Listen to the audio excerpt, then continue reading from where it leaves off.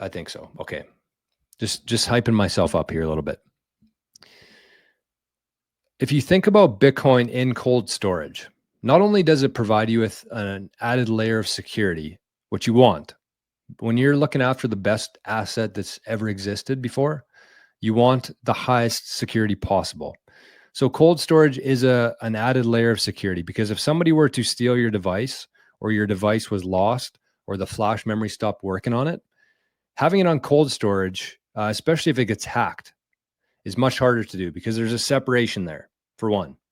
But the other part, the most underrated part of cold storage, in my opinion, is the fact that you send Bitcoin there, it's much more difficult to spend after that.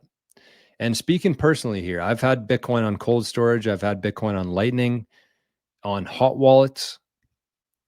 It is much harder to spend Bitcoin once you send it to your cold storage, which is another layer of savings, right? One of the hardest things as humans is saving money. And when you can separate with another layer there, which is cold storage, it makes your life a lot easier in terms of actually saving your Bitcoin. That's kind of how I look at it.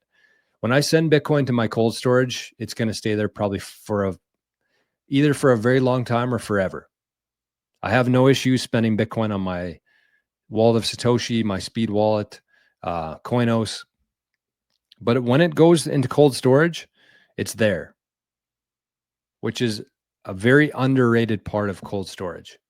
But the second thing that I would say about that too is that that's why I have no issues sending like 30,000, 50,000, 80,000 SAT transfers onto cold storage. Even if your favorite Bitcoin influencer on YouTube says that you should have 1 million SAT minimum UTXO, no, because I send it to cold storage. I know not only is it more secure there, but I'm probably never going to spend those SATs. Plus, in the future, you want to have some small UTXOs kicking around. Because if you agree with me in the sense that in a decade or two, one SAT is going to be $1, think about spending those 50,000 SATs in one spot. What are you going to buy for that? Like a quad, truck, new cabin? Who knows? But if you had it in a bigger UTXO, let's say you had 1 million SAT UTXO and you bought a truck with that in 10 years from now, and you buy that truck, you send the guy the SATs, 50,000 SATs, and he now looks back, he follows that transaction on chain and sees that you have 1 million SATs in that wallet. And think about at that time, what is 1 million SATs going to be worth? It'd be like sending somebody, if you're a millionaire, it'd be like sending somebody an e-transfer and then being able to look back and see what your account balance is in your bank account.